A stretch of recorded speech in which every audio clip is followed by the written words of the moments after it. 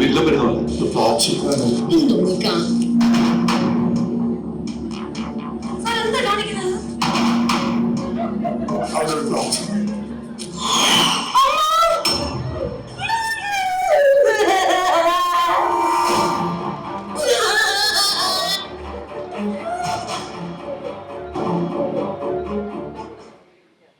ആ പ്ലാൻ ഒന്ന് ആലോചിച്ചേക്കണോ? ഇത്ര സ്നേഹബന്ധം ഉണ്ടായിട്ട് ഷിയാസ് ചെയ്തത് അല്ല, ഷിയാസൊക്കെ ചെയ്തത് ഞാൻ പറഞ്ഞില്ലേ, എന്റെ നല്ലതിന് വേണ്ടിയിട്ടാണ് ഷിയാസ്ക ചെയ്തതെന്ന് എനിക്ക് അന്ന് മനസ്സിലായി. കാരണം വെച്ചാൽ പ്ലാച്ചി ഞാനും അത്ര അറ്റാച്ച്മെന്റ് ഉണ്ടായിരുന്നു. ഇപ്പൊ എല്ലാവർക്കും, ഇപ്പൊ കുഞ്ഞു മക്കൾക്കൊക്കെ അവരുടെ ഡോൾ എടുക്കുമ്പോൾ ഭയങ്കര കരച്ചിലായിരിക്കും. എന്റെ ഡോൾ എന്ന് പറയുമ്പോൾ എനിക്ക് ഇത്ര 30 വയസ്സുണ്ടെങ്കിലും എനിക്ക് എന്റെ പെറ്റ് പോലെയാണ് എനിക്ക് എന്റെ പ്ലാച്ചി എന്നുള്ളത്. കാരണം അത്ര അറ്റാച്ച്മെന്റ് ആണ് എനിക്ക് പ്ലാച്ചിയായിട്ട്. കാരണം എനിക്ക് പ്ലാച്ചി കൊണ്ട് നടക്കുമ്പോൾ ഭയങ്കര പോസിറ്റീവ് എനർജി ഉള്ളതുകൊണ്ട് തോന്നും. കാരണം എന്റെ എനർജി വേറൊരാൾ എടുക്കുമ്പോൾ എനിക്കത് ഭയങ്കര എനിക്കൊരു നെഗറ്റീവ് എനർജി ആയിട്ട് ഫീൽ ചെയ്യാറുണ്ട്. അതുകൊണ്ടാണ് ബിഗ് ബോസിനകത്ത് ആരെടുത്താലും ഏറ്റവും കൂടുതൽ പ്രശ്നം ഉണ്ടാകുന്നത് പ്ലാച്ചി എടുക്കുമ്പോൾ മാത്രമാണ്.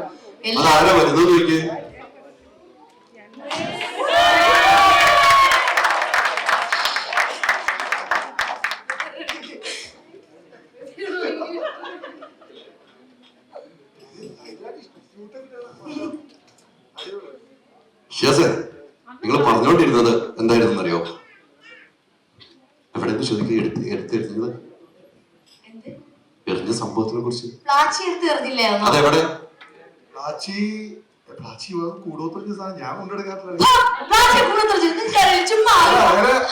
ഞാൻ ആക്ച്വലി ഈ ഇൻസ്റ്റാഗ്രാമിൽ സ്ക്രോൾ ചെയ്ത് പോയപ്പോ ഏതൊരു വിവരമില്ലാത്ത ചേട്ടാന്ന് പറഞ്ഞതാണ്. ഈ സെയിം ഡ്രസ് ഞാനിപ്പോ ഊരിലില്ല, ഇതിട്ടന്നെ കിടക്കണം. സത്യം പറഞ്ഞ ഊരാറില്ല ഈ ഡ്രസ്.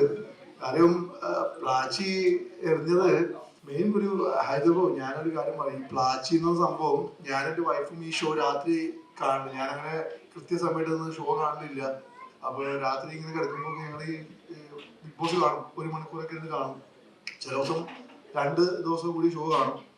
അപ്പോ ഈ പ്ലാച്ചി എന്ന് പറഞ്ഞ ഒരു പാവക്കുട്ടി ഭയങ്കരമായിട്ട് ഒരു ഡോള്, മലയാളത്തിൽ പറയും പാവക്കുട്ടി, ഞങ്ങളുടെ പെരുമാറും പാവക്കുട്ടി എന്നൊക്കെ പറയണേ. ഇവിടെ എന്താ പറഞ്ഞത് എനിക്കറിയില്ല. എന്നാ ഇംഗ്ലീഷിൽ പറയാം ഡോള്. പ്ലാച്ചി പോലെ അമ്മച്ചി.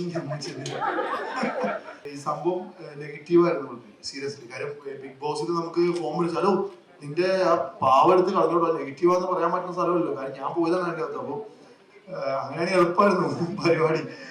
അപ്പോ എനിക്ക് തോന്നിയൊരു കാര്യം, എനിക്ക് അതിനകത്ത് പോയിട്ട് ബിഗ് ബോസ് ഷോയിൽ പോണം ഈ സീസൺ എന്നൊരു പ്ലാൻ എനിക്ക് ഉണ്ടായിരുന്നില്ല. മെയിൻ കാര്യം പറഞ്ഞാൽ ഇവിടെ കൊള്ളാനാണ് മെയിൻ പ്രശ്നം. കാരണം ഇവിടെ ഞാനും തമ്മിലൊരു ബന്ധം എന്ന് പറഞ്ഞാൽ കുറെ വർഷങ്ങളായിട്ടുള്ള ബന്ധമാണ്.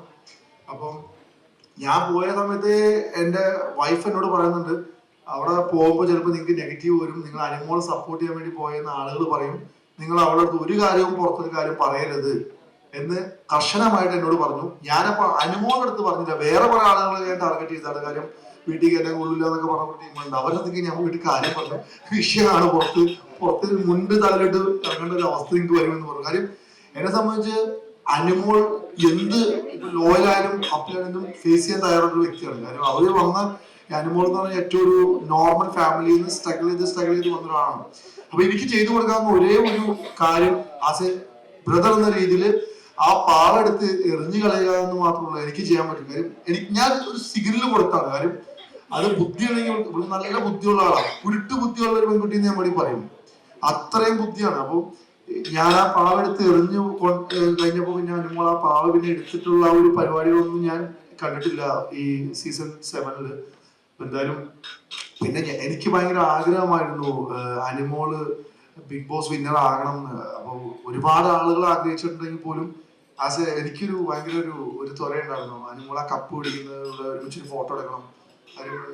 അതൊരു അനുമോള് പ്ലാൻഡ് ആയിട്ട് പോയ ഒരാളല്ല. അതാണ് ഇതിന്റെ ഒരു ഇത്. ചില ആളുകൾക്ക് ബിഗ് ബോസിൽ പോയിട്ട് ജയിക്കണം, അതിനുവേണ്ടി എന്തും എതിരിൽ നിന്ന് സ്വന്തം അനിയൻ നിന്നാലും വെട്ടി മുന്നോട്ട് പോകുന്ന അങ്ങനത്തെ ഒരു സ്പോർട്സ്മാൻ സ്പിരിറ്റ് ഉള്ള ഒരു ലേഡി അല്ല അനുമോള്. ബേസിക്കലി അനുമോള് ഞാൻ മനസ്സിലാക്കിയ കാര്യം, ഇന്ന് അനുമോൾ എനിക്കൊരു ബിരിയാണി വാങ്ങി തന്നാൽ നാളെ ഞാൻ അവൾക്ക് തിരിച്ചു വാങ്ങിച്ചു കൊടുക്കണം എന്ന് വിചാരിച്ച് ചെയ്യുന്ന ഒരു വ്യക്തിയാണ്. അപ്പോൾ അത്രയും ഒരു വ്യക്തിയോട് ബന്ധത്തിനകത്ത് ഞാൻ നിർത്തി പുകഴ്ത്തണമെന്നല്ല, ഒന്നാമതവർക്ക് ഉയരമില്ല, പുകഴ്ത്തിയാലും തല മുട്ടുന്നില്ല.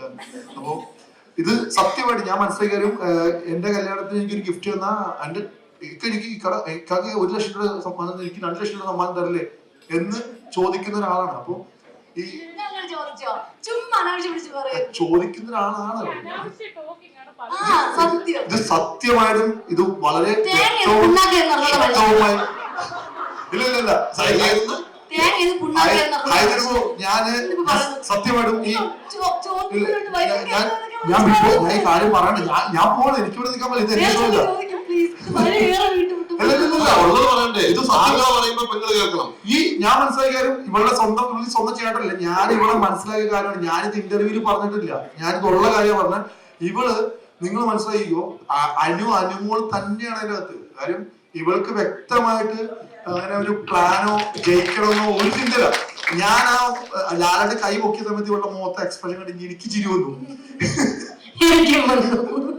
കാര്യം ആ ഒരു സീന് ഒരു പ്ലാനില്ല. കാര്യം ചില ആളുകൾക്ക് 100% കോൺഫിഡൻസ് ആയിരിക്കും ഫൈനൽ വന്നു കഴിഞ്ഞാൽ ജയിക്കുന്നു. കാര്യം അനുമോളായിട്ട് ഞാൻ അനീഷ് ജയിക്കുന്ന വിചാരിച്ചിരുന്നു. സത്യം അല്ല, അങ്ങനെയല്ല. ബിഗ് ബോസിൽ വരുന്ന എല്ലാവരും ജയിക്കാൻ വേണ്ടി വരുന്നവര്, കപ്പ് എടുക്കാൻ വേണ്ടി വരുന്നവര് എല്ലാവരും. അപ്പം എനിക്കെന്ന് പറഞ്ഞാൽ ബിഗ് ബോസിനകത്ത് പിടിച്ചു നിൽക്കാം, 100 ദിവസം വരെ നിൽക്കണം എന്ന് വലിയ ആഗ്രഹം. കപ്പൊന്നും വലിയ ഞാൻ ആഗ്രഹിക്കുന്നില്ല. കിട്ടിയാൽ അതൊരു ഭാഗ്യമാണ് കപ്പ് കിട്ടാന്നുള്ളത്. പിടിച്ചു നിന്നു ബിഗ് ബോസിലാ. എന്റെ വലിയൊരു ആഗ്രഹമാണ് 100 ദിവസം പിടിച്ചു നിന്നാൽ അത് നമുക്കൊരു പ്രൗഡല്ലേ. ഞാൻ പറയാം ഇവളെ കുറിച്ച് പൈസ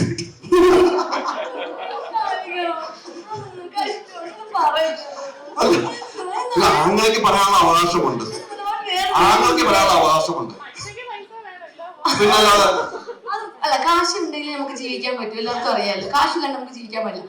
അത് മാത്രമല്ല, എനിക്ക് ഇപ്പം ഞാൻ നോക്കിയപ്പോ അതിനകത്ത് അനുമോളിൽ നിന്ന് എത്തി കുറച്ച് ഫെയിം കുറച്ച് കൂടുതലുണ്ടെന്ന് ഞാൻ നോക്കിയപ്പോ കണ്ടു. അപ്പൊ പെട്ടെന്ന് ഞാൻ ഔട്ടായി പോയി കഴിഞ്ഞാൽ നാണം കിട്ടുപോകും. കാരണം പിടിച്ച് നിന്നേ പറ്റൂ. പിന്നെ ഏറ്റവും കൂടുതൽ ഞാൻ നന്ദി പറയുന്നത് ദൈവത്തിനോട് മാത്രമാണ്. കാരണം ദൈവത്തിനടുത്ത് പറഞ്ഞ നാട്ടിനോട് പറയുന്നത് ദൈവം ഉണ്ടെങ്കിൽ എനിക്കിവിടെ നിൽക്കാൻ പറ്റിയത്. അപ്പം ഓരോ സിറ്റുവേഷനും എനിക്ക് എന്താ പറയുക അവിടെ നിൽക്കാൻ പറ്റിയതാണെങ്കിലും ഹാൻഡിൽ ചെയ്യാൻ പറ്റിയത് ദൈവത്തിന്റെ അനുഗ്രഹം ഉള്ളതാണ് ഞാൻ വിചാരിക്കുന്നത്. ബിഗ് ബോസ് നന്നായിട്ട് ബുദ്ധി വെച്ചു. കാര്യം കറക്റ്റ് കാര്യങ്ങൾ പറയാനുള്ള കാര്യം. ഇവിടെ ബിഗ് ബോസിന് മുന്നുള്ള ഇന്റർവ്യൂ നിങ്ങൾ പോയി നോക്കിക്കോ. വളരെ ഇന്റർവ്യൂ വളരെ ഹിറ്റാണ്. നീ അത് കൊടുത്തിട്ടില്ല എന്ന് പറയുന്നത്. MG അണ്ണന്റെ കൂടെ ഇന്റർവ്യൂ വളരെ ഹിറ്റായ ഇന്റർവ്യൂ ആണ്. നീ അത് കണ്ടുനോക്ക്. വളരെ മെച്യൂരിറ്റി. അതാണ് പറഞ്ഞത്. ഇപ്പൊ വളരെ സീരിയസ് ആയിട്ടുള്ള കാര്യം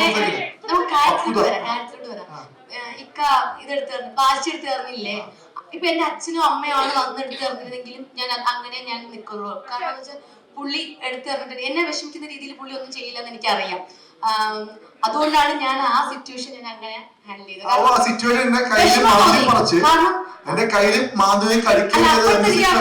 സമയത്ത് എനിക്ക് വിഷമം ഉണ്ടായപ്പോഴാണ് ഞാൻ അങ്ങനെയൊക്കെ ചെയ്തത്. പിന്നെ അതെ പിന്നെ അത് ഡ്രാമ ക്യൂൺ എന്നൊക്കെ പറഞ്ഞു.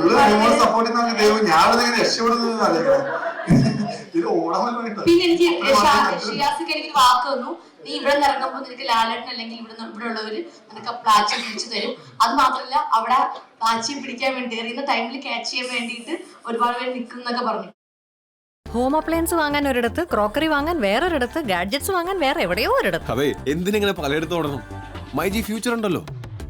മൊബൈൽ ഫോൺ മുതൽ ഹോം അപ്ലയൻസസ് വരെ എല്ലാം ഒരിടത്ത്. ഏറ്റവും കുറഞ്ഞ EMI. അങ്ങനെയാണെങ്കിൽ ഏറ്റവും കുറഞ്ഞ വില. ആഹാ, എന്നാ ഏറ്റവും കൂടുതൽ ഓഫറുകൾ. MyG future. Experience the next. MyG ആണ് ഫ്യൂച്ചർ.